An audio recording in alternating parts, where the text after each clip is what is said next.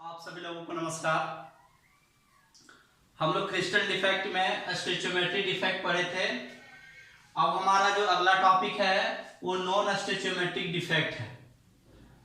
अब non stoichiometric defect किसको बोलते हैं? बोलता है कि the chemical composition of the crystal having defect is different from that expected from its chemical formula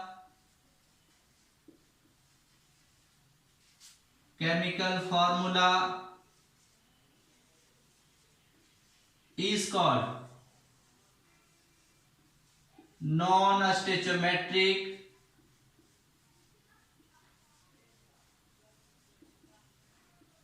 defect।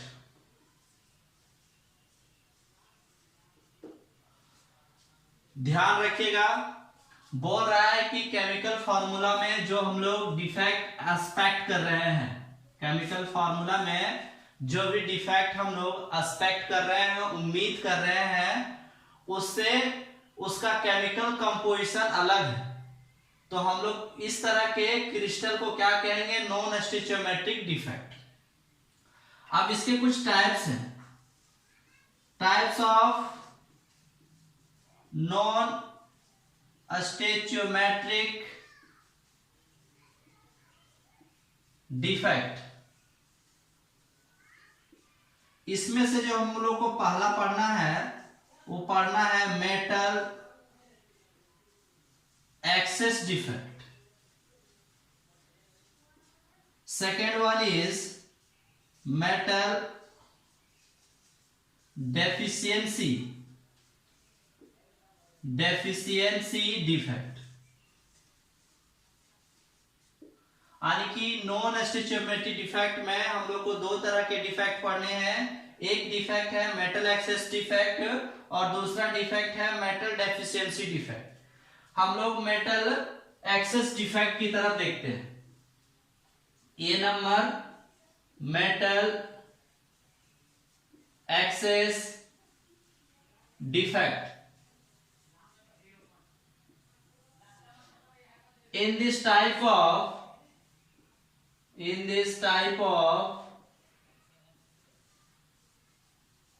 crystal defect,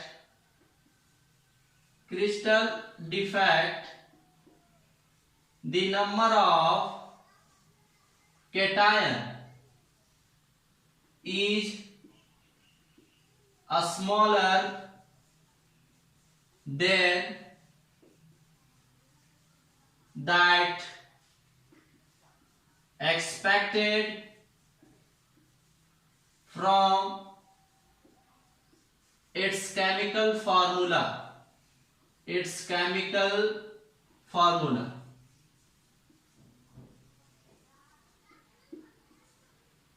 it can be created in the crystal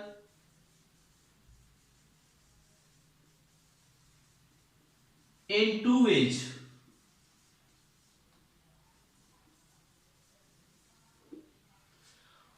बोलता है कि मेटल एक्सेस डिफेक्ट में क्या हो रहा है कि नंबर ऑफ केटायन स्मॉल में होंगे।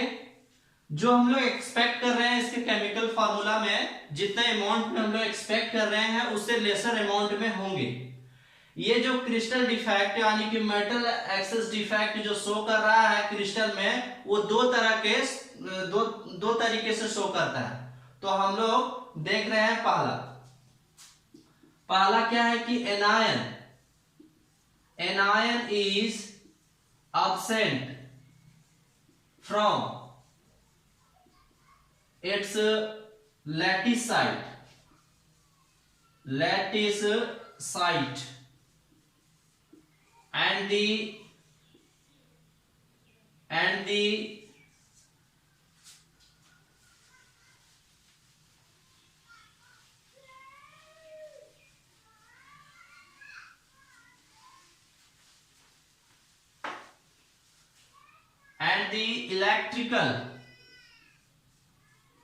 and the electrical conductivity of the crystal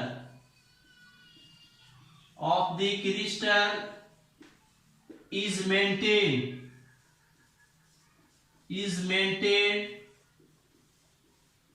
by the presence of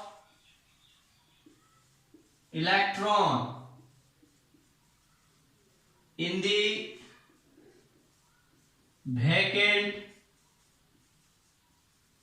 lattice site।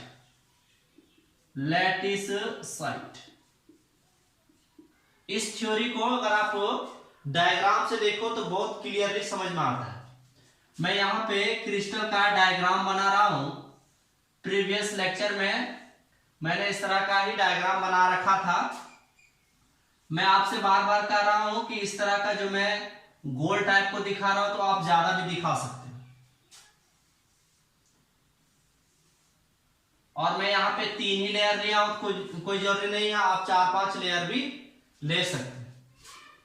बोल रहा है कि देखिएगा इसका जो यहाँ पर जो एक्सप्लेनेशन है उस एक्सप्लेनेशन को देखिएगा।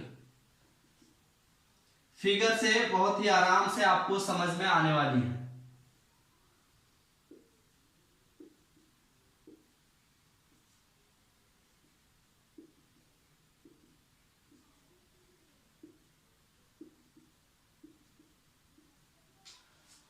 हम क्या कर रहे हैं, यहाँ पे B माइनस रख रहे हैं। आप A प्लस भी रख सकते हो। यहां पर A प्लस अल्टरनेट, यहां पर B माइनस। यहां पे अगर मैं रखूं, यहां पे B माइनस है तो A प्लस, यहां पर B माइनस। ठीक है। और यहां पर हमको रखना पड़ेगा A प्लस, यहां पर रखना पड़ेगा B माइनस, यहां पर A प्लस, यहां पर B माइनस। अब आपको क्या करना बोलता है, anion is absent from its lattice site. तो किसी भी लैटिस साइट से एक एनायन को आपको एब्सेंट करवा देना। मान लेते हैं हम इसको एब्सेंट करा रहे हैं। And the electrical conductivity of the crystal is maintained by the presence of electron in the vacant lattice site. और यहां पे क्या डाल देना है, इलेक्ट्रॉन को डाल देना है। यानी कि मैं लिखूंगा कि इलेक्ट्रॉन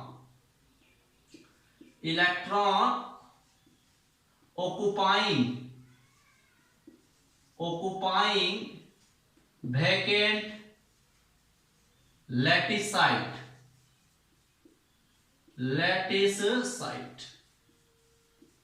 तो इस चीज को थोड़ा सा ध्यान में रखना है। क्या करना है, पहले क्रिस्टल को अच्छे से बना लीजिएगा, उसके बाद से किसी भी एनायन को एब्सेंट करा देना है उसके लैटिस साइट से। और वहां पर इलेक्ट्रिकल कंडक्टिविटी को मेंटेन करने के लिए क्या होगा कि इलेक्ट्रॉन आएगा। तो इलेक्ट्रॉन कहां पे आएगा, जहां पे जिस लैटिस साइट से हमने इलेक्ट्रॉन को वैकेंट करवाया है, मतलब जिस लैटिस साइट से यहां पर एनायन को हमने खाली करवाया है, उसी जगह पे इलेक्ट्रॉन आएगा। ठीक है। तो ये फिगर से आपको इस चीज को थ्योरेटिकली आप आराम से लिख सकते हो। अब जो नेक्स्ट हमारा पॉइंट है, इसी में second number,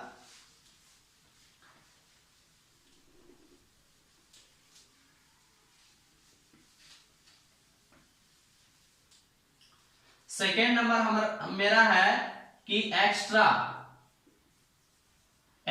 cation is present in the interstitial site and the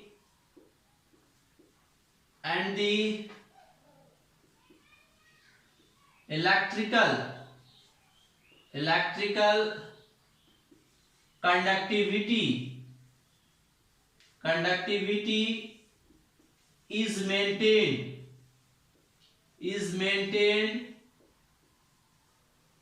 by the presence of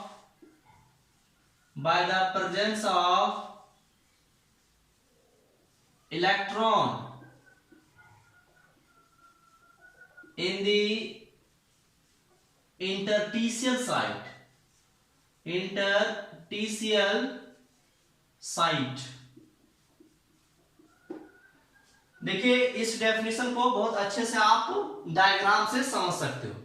हम क्या कर रहे हैं, इसी डायग्राम को मतलब इसी डायग्राम से हम उसको भी समझाने का कोशिश कर रहे हैं।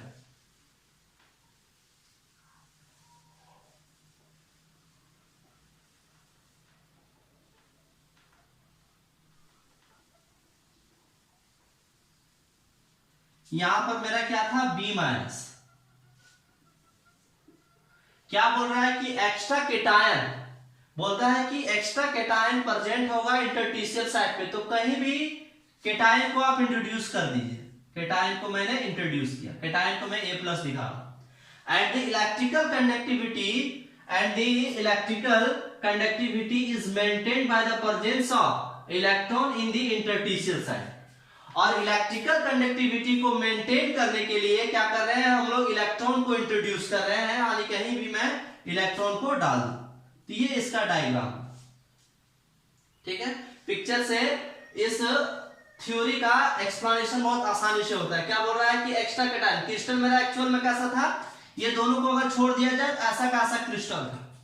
इसमें क्या डिफेक्ट आया है कि केटायन इंटरस्टिशियल साइट पे चला आया है और इलेक्ट्रिकल कंडक्टिविटी को मेंटेन करने के लिए एक एक्स्ट्रा इलेक्ट्रॉन कहां पे आया है, इंटरस्टिशियल साइट पे। अगर ऐसा मान लेते हैं कि 2 केटायन चला आएगा तो उसके इलेक्ट्रिकल कंडक्टिविटी को मेंटेन करने के लिए 2 ही इलेक्ट्रॉन आएंगे। ये बात को ध्यान में रखिएगा।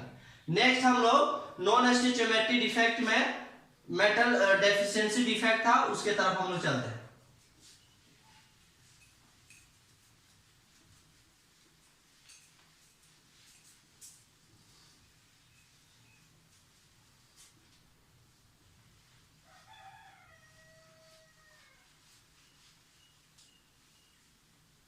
या वहां जाने से पहले इसका कुछ फीचर्स लिख देते हैं। Features of metal access defect. पहला फीचर्स ये है कि इट इज कलर्ड, ये कलर्ड होते हैं,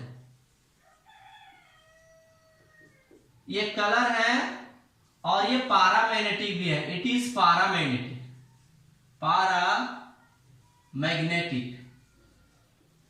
last one is it act as an type semiconductor.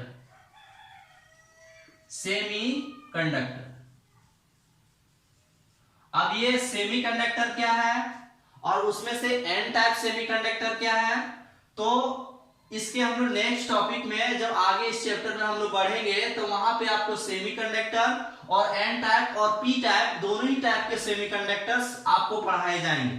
तो इसको आपको अभी दिल पे नहीं रहना है कि एन टाइप सेमीकंडक्टर है क्या, दिल में बोझ लेके नहीं रहना, ठीक ना। इसको हम लोग आगे जब एक्सप्लेन करेंगे तो वहां पे आपको बताया जाएगा। एक और आपको दिल में बोझ लेके नहीं रखना है क्या, कि पारामैग्नेटिक किसको कहते हैं। इसी के आगे टॉपिक में हम लोग पारामैग्नेटिज्म को भी पढ़ाने वाले हैं। तो ये दिल में बोझ नहीं लेके रखना है कि यार पारामैग्नेटिक है क्या, ठीक ना। नेक्स्ट हम लोग आगे चलते हैं बी नंबर में, metal deficiency defect.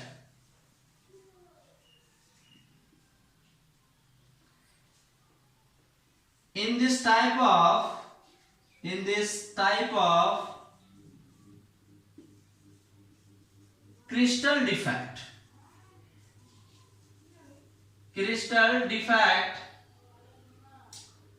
cation is absent from its lattice site, या फिर ऐसे भी लिख सकते हैं from their lattice site from their latticite and the extra positive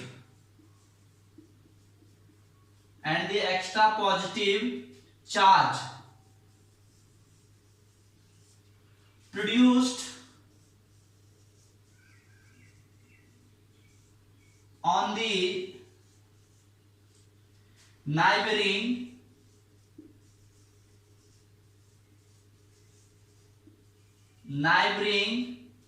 cation to maintain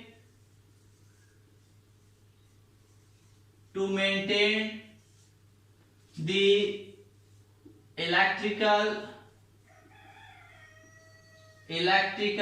conductivity of the crystal.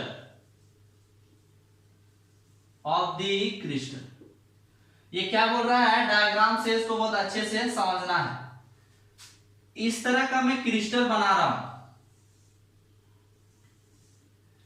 आप चाहो 3-4, मैं पहले ही कह दिया हूं कि आप जितना चाहे आप ले सकते हो, आपकी मर्जी है। क्रिस्टल चूंकि छोटी नहीं है, आप जितना बड़ा चाहो क्रिस्टल को कंसीडर कर सकते हो। इस तरह का मैं क्रिस्टल अगर यहां पे कंसीडर कर रहा हूं,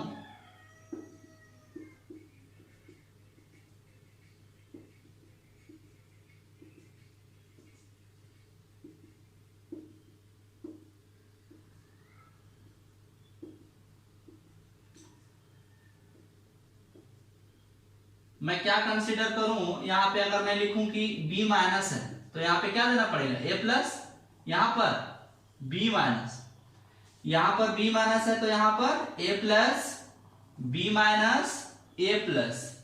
अब यहां पर A प्लस है तो B minus A plus B minus, opposite वाले को रखते हैं ताकि क्रिस्टल ज्यादा स्टेबल हो। नहीं तो अगर सेम चार्जेस को रखेंगे तो यहां पर क्या होगा, रिपल्सन चालू हो जाएगा और क्रिस्टल अनस्टेबल हो जाएगा। अब देखिए ये बोल रहा है केटायन इज एब्सेंट, तो केटायन हम लोग क्या करें, किसी भी एक केटायन को एब्सेंट करा दे। आपको जिसको एब्सेंट कराना है एब्सेंट करा दीजिए, आपकी मर्जी। मैं क्या कर रहा हूं, इस केटायन को अगर एब्सेंट करा दो, बोल रहा है cation is absent from their lattice site से हम लोग एब्सेंट करा दिए, ठीक ना। And the extra positive charge produce on the neighbouring cation, तो बगल वाले केटायन में, यहाँ ये बगल वाला है, ये बगल वाला है, उधर और भी बगल वाला होता, तो कहीं भी बगल वाले में एक्स्ट्रा पॉजिटिव चार्ज को आप रख दीजिए। तो मैं एक और पॉजिटिव चार्ज को मैं रख देता हूं। नाइबरिंग केटायन टू मेंटेन करने के लिए electrical conductivity of the crystal, तो इस वाले केटायन को मैं लिख दूं कि extra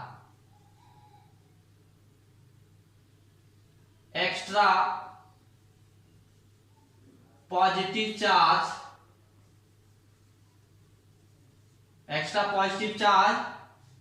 on the neighbouring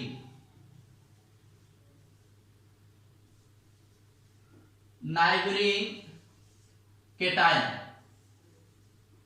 neighbouring का स्पेलिंग देख लीजिएगा, यहां पे मैंने अच्छे से लिख रखा है, वहां पे थोड़ा लिखने में थोड़ा छोटा छोटा हो गया। और यहां मैं क्या लिख सकता हूं, यहां पे मैं लिख सकता हूं वेकेंट कैटायनिक साइट, मतलब कैटायन का साइट क्या है, यहां पर खाली पड़ा हुआ। यही तो बोला कि एब्सेंट है और इसके इलेक्ट्रिकल कंडक्टिविटी को मेंटेन करने के लिए एक्स्ट्रा पॉजिटिव चार्ज आ रहा है उसके नाइबरिंग केटायन।